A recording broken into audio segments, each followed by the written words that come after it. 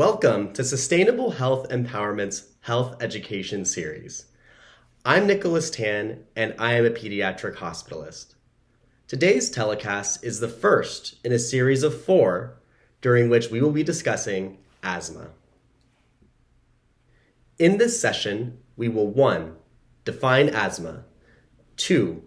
Identify risk factors and triggers for asthma, and 3. Identify symptoms of asthma.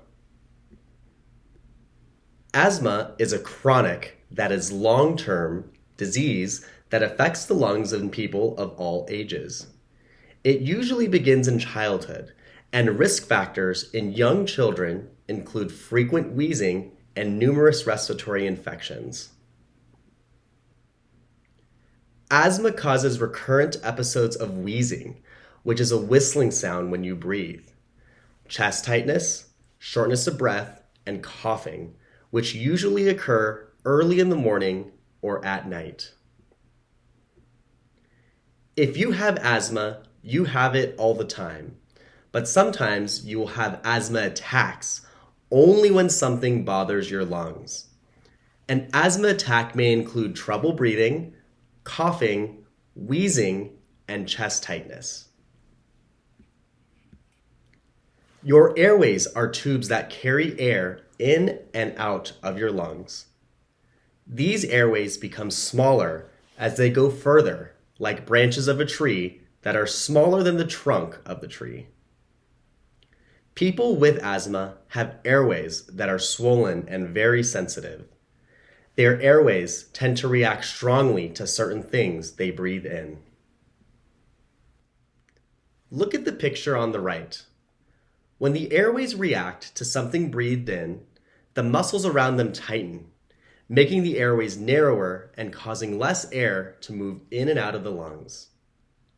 Cells in the airways may also produce extra mucus, which is a sticky, thick liquid that can narrow the airways even more, making it hard to breathe.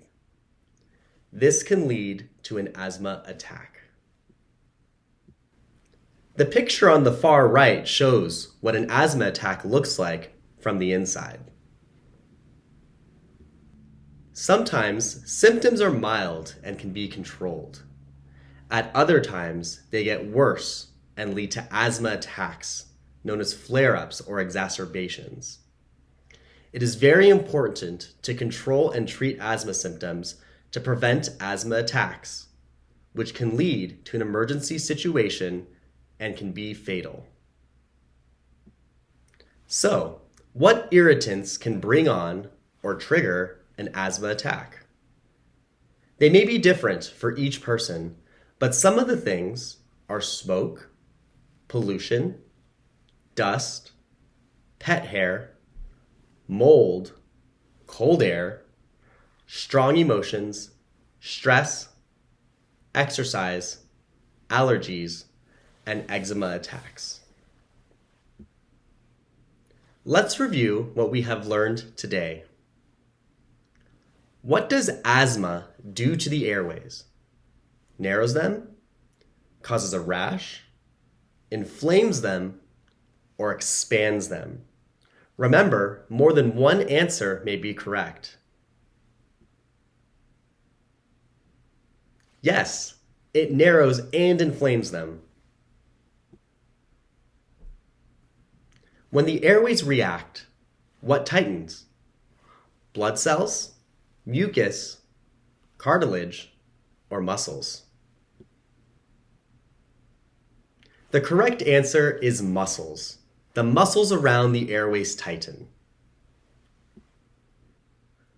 Once again, these are the common symptoms of asthma. Coughing, especially early in the morning or at night. Wheezing, which is a whistling sound when you breathe. Chest tightness, as if someone is sitting on you. And shortness of breath.